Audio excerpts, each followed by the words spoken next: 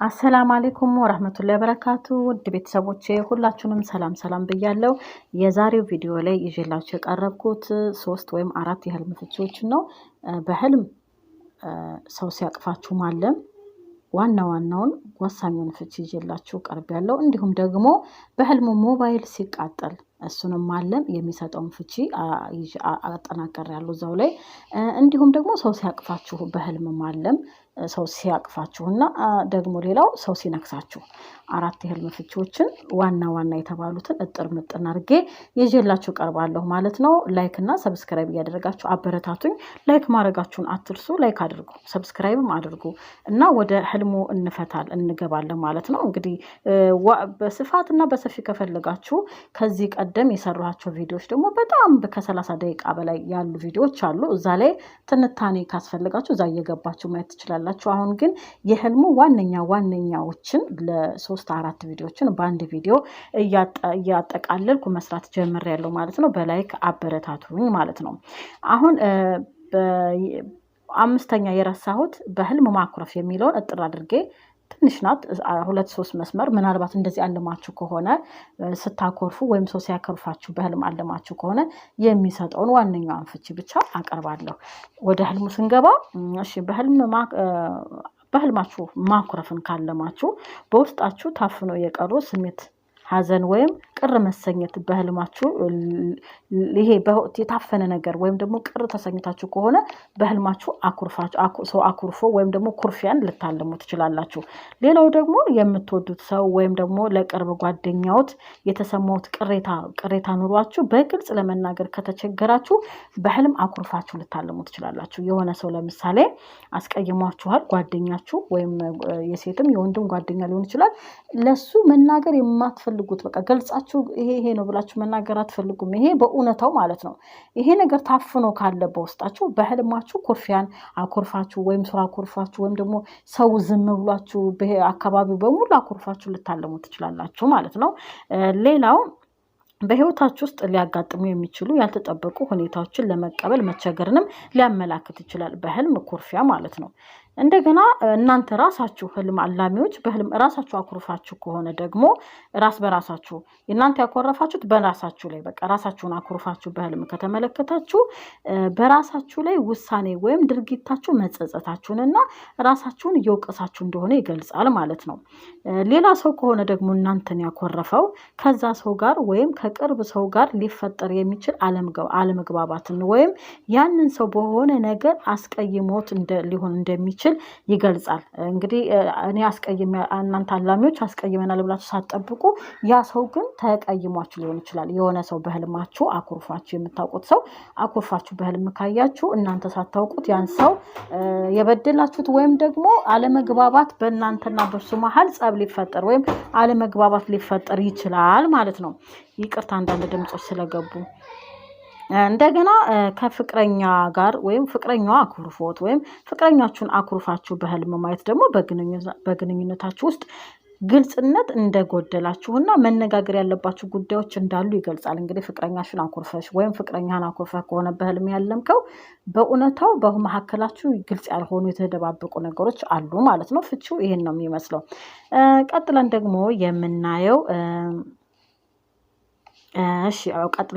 የምናየው በህልማችሁ ሞባይል ሲፈነዳ ሳይሆን ሞባይል ሲቃጠል በሆነ ቻርጅ አድርጋችሁት ሲቃጠል ወይም በሞባይላችሁ ተቃጥሎ በህልም ካለማችሁ የሚሰጠውን ፍቺ ደግሞ ዋናውን ፍቺ እጥር ምጥን አድርገው ዘረዝራለሁ። ተከታተሉ ማለት ነው። እንግዲህ የሞባይል መቃጠል ከቅርብ ጓደኛ ከቤተሰብ ወይም ከፍቅረኛ ጋር ያሉትን ግንኙነት መበላሸቱን ወይም ሊቋረጥ መቃረቡን የሚያሳይ ምልክት ነው ማለት ነው።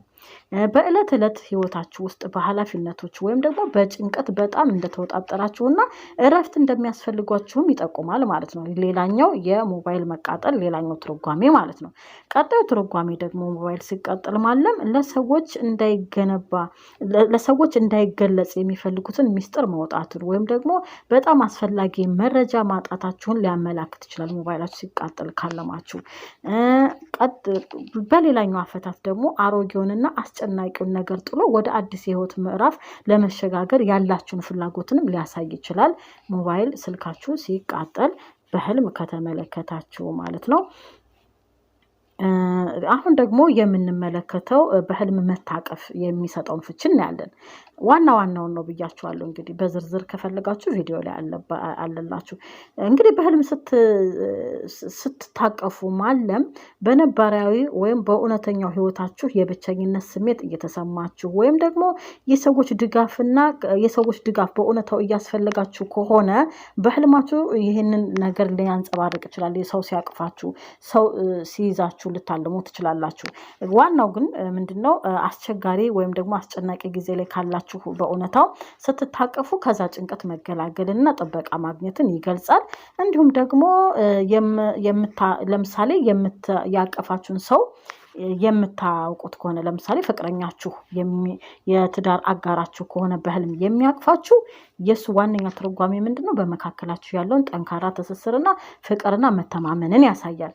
ግን የማታውቁት ሰው ደግሞ ሲያቅፋችሁ በህልም ካያችሁ ደግሞ በአቅራቢያው አዲስ ወዳጅነት ለመመስረት እንግዲህ በአካባቢያችሁ ጓደኛ ልትመሰርቱ ወይም ደግሞ ከአዲስ ሰው ጋር ልትገናኙ ወዳጅነት ልትመሰርቱ ዝግጁ መሆናችሁን በህይወታ ውስጥ አዲስ ግንኙነት ሊመጣ እንደሆነም ይገልጻል ማለት ነው። የማታውቁት ሰው ካቀፋችሁ ከሆነ ሰው ጋር ልትተዋወቁ ከሆነ ሰው ጋር ጓደኝነት ጉርብትና ልትመሰርቱ እንደሆነ ያንጸባርቃል ማለት ነው። ሌላው በህይወት የሌለው ሰው የሞተ ሰው ሲያቅፋችሁ ከተመለከታችሁ ደግሞ የቤተሰብ አባላችሁ ወይም ደግሞ ወዳጃችሁ የሞተ ሆኖ በህልም ሲያቅፋችሁ ማየት በሌላ በኩል ደግሞ ምንድነው መናፍቅ ሊሆን ይችላል።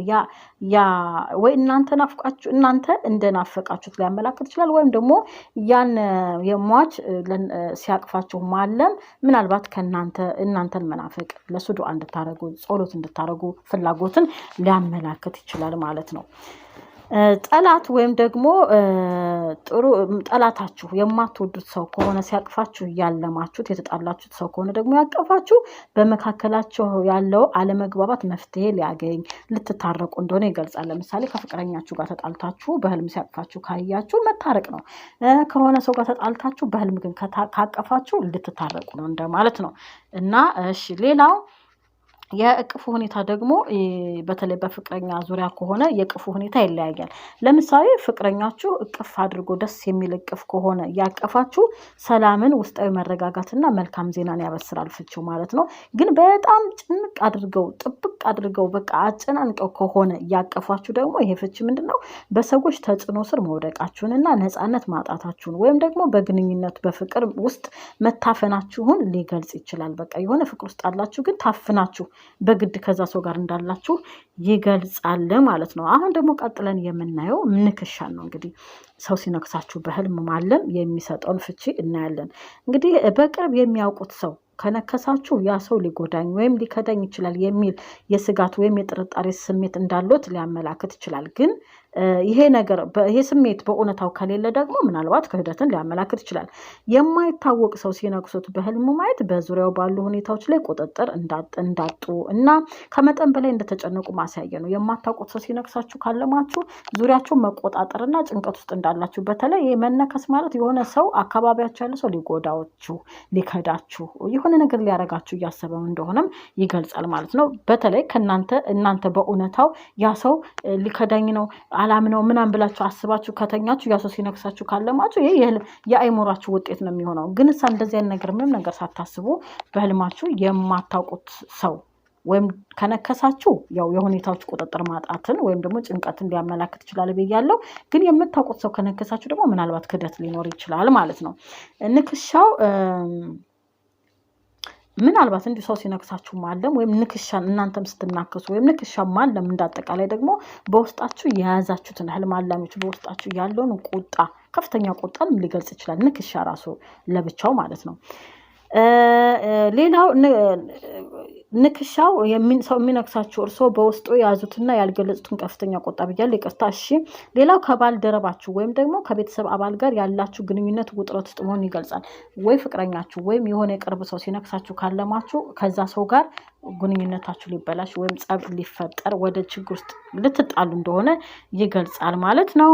ሌላው አብዛኛውን ጊዜ የመከዳት ስጋት ሙሉ ለሙሉ እምነት ማጣት ወይም ሰውየው በሆነ ነገር ይጎዳኛል፣ ያማኛል ወይም ደግሞ ይከዳኛል የሚል ድብቅ ፍርሃት እንዳላችሁም ይገልጻል ማለት ነው። ሰው ሲነክሳችሁ ማለም እንዲሁም ከሰውየው ጋር በግልጽ ያልተነጋገሩበት ቅሬታ፣ ቁጣ ወይም የሀሳብ አለመግባባት በውስጣችሁ መኖሩን ያመላክታል። የሆነ ሰው ሲነክሳችሁ ካለማችሁ ያ የነከሳችሁ ሰው በህይወታችሁ ላይ ከመጠን በላይ ተጽዕኖ እያሳደረባችሁ እንደሆነና ነፃነቶቹን እየነፈጎት እንደሆነ ያ ስሜት እየተሰማዎት እንደሆነ ሊገልጽ ይችላል ማለት ነው። በህልማችሁ ሰው ሲነክሳችሁ ካለማችሁ ሌላው ግን ንክሻ ለምሳሌ የፍቅር አጋር አላችሁ ወይም ባል አላችሁ በህልም ሲነክሳችሁ ካለማችሁ ደግሞ በህልም ውስጥ ያለው ፍቅረኛ ወይም ባል ሲነክሳችሁ ምንም አይነት ፍርሃት ወይም ህመም ካልተሰማችሁ ፍቅረኛው ወይም ባለቤቱ ለእርሶ ያለውን ጥልቅ ፍቅር፣ መተሳሰብና የባለቤትነት ስሜትን ሊገልጽ ይችላል። ግን ንክሻው በጣም የሚያምና ስትነከሱ በጣም ከፈራችሁ ከአመማችሁ በህልማችሁ ውስጥ ሆናችሁ ይሄ ፍቺ ምንድነው? ፍቅረኛዎቹም ሆነ የትዳር አጋሩ በሆነ ንግግሩ ወይም ድርጊቱ ስሜታችሁን እንደሚጎዳ ወይም ሊከዳችሁ እንደሚችል ያመላክታል ማለት ነው።